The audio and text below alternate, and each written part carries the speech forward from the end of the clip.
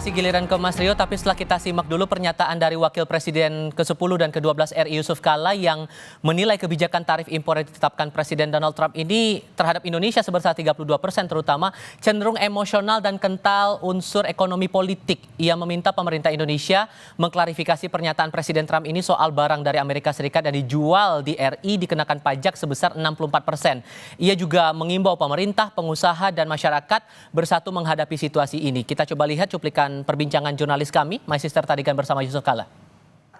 Trump akhirnya benar-benar menerapkan kenaikan tarif impor. Indonesia sendiri diterapkan 32%. Seberapa parah kebijakan ini berdampak ke ekonomi kita? Perlukah kita sangat khawatir atau biasa saja? Nggak usah lebay. Pertanyaannya tadi, peningkatan tarif impor, apa efeknya ke Indonesia? Saya ingin jelaskan dulu dari sistem perdagangan internasional. Tarif impor itu di sini di Indonesia disebut biaya masuk. Ya, artinya kita Amerika akan memberikan pajak atau tarif, membayar tarif setiap impor masuk ke Amerika berdasarkan negara. Padahal biasanya itu berdasarkan komoditi.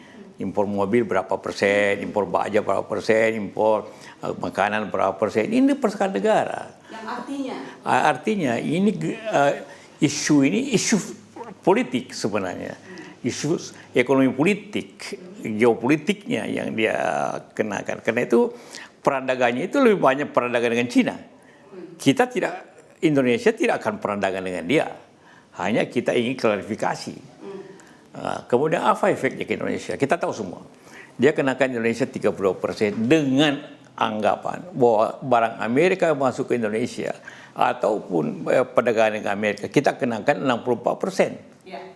Padahal karena itulah perlu diklarifikasi. Padahal yang kita banyak impor ke Amerika itu kan seperti kedelai, gandum, makanan dan sebagainya. Itu hampir semua 0% biaya masuknya. Tarifnya. Jadi tidak benar bahwa kita mengenakan begitu besar. Artinya itu klaim Trump aja? Iya, klaim Amerika lah.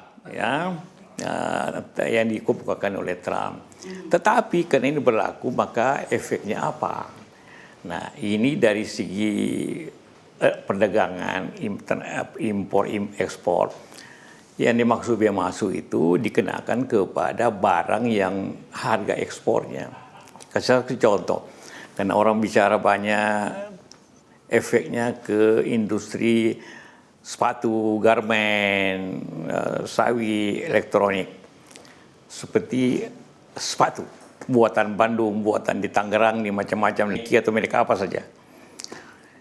Itu rata-rata harganya antara 15 sampai $20 di ekspor. Jadi yang kena biaya masuk ini $20 ini.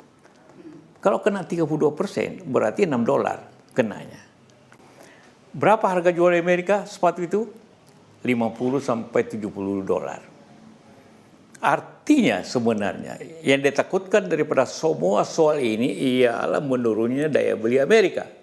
Masyarakat, kalau daya beli Amerika menurun daya beli berarti kita kurang ekspor. Kurang ekspor berarti industri kita akan masalah, terjadi PHK. Efeknya sebenarnya ke masyarakat Amerika, ke pengusaha Amerika dari segi daya beli itu hanya 10%. Ya pertama kita harus bersatu. Artinya pemerintah, pengusaha, masyarakat harus bersatu menghadapi situasi ini. Sehingga risikonya kecil. Kedua tentu agar pengusaha bekerja dengan baik, efisien, jangan diganggu lah.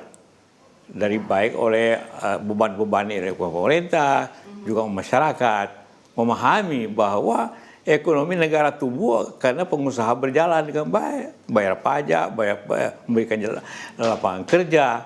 Apabila itu tidak pengusaha itu semua tidak jalan, lapangan kerja tidak ada, siapa yang bayar pajak?